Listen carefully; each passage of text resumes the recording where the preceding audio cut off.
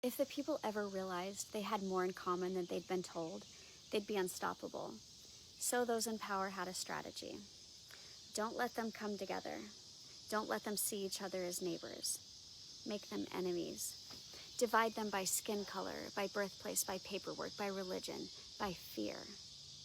Tell the poor white farmer that the black sharecropper is the problem. Tell the factory worker that the migrant is stealing his job. Tell the citizen that the asylum seeker is dangerous. And it works, as long as no one asks questions. Because here's the truth. Your enemy is never the one with less than you. It's the one convincing you to fight your neighbor while they take more for themselves. And this didn't start this year. It didn't start with a tweet or a campaign slogan. It's one of the oldest tricks in the American book. Back in 1676, poor white colonists and both free and enslaved Africans teamed up in what's now called Bacon's Rebellion. They were sick of being used, tired of the governor and the wealthy elite hoarding land and power, so they rose up together. And that terrified the people in charge. So after the rebellion ended, they rewrote the rules. They divided the poor by race. They gave poor white men a little bit of power. Land rights, voting rights, status, but only if they agreed to see black people as beneath them. And it worked. Poor whites stopped organizing across color lines, and a system of race-based division took root. Not because it was true, but because it was useful. You see the same tactic after slavery ends. During Reconstruction, there's a glimpse, just a glimpse, of black political power. Men who had been enslaved now voting, owning land, even holding office. And instead of expanding the vision to include everyone, those in power split the country again.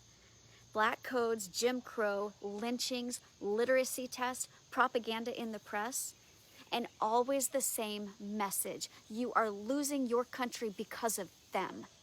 Fast forward to the 1900s, immigrants flood in from Italy, Ireland, China, Mexico, and once again, the people in power were whispering, they're dirty, they're criminals, they're taking what's yours. Instead of unity among workers fighting for fair wages and safety, they fought each other. Instead of standing up to corporations and factory owners, they blamed their neighbor for speaking a different language. You see it again in the 1980s, the war on drugs. Communities of color devastated, labeled as violent, dangerous, other. While wealthier, whiter suburbs were told to be afraid, not of the drugs, but of the people. And today, we see it every time someone tells you to be afraid of them, but they can't name who they are, can't tell you a single story, can't show you the threat. Just fear and silence and division. But here's the truth they hope we never figure out. We were never meant to fight each other. We were meant to fight for each other.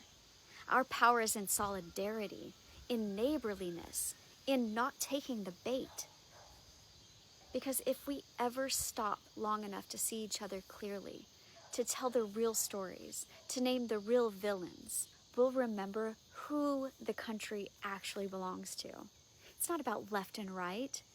It's not about race or language or papers.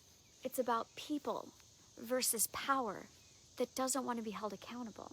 And once you see the trick, you never fall for it again.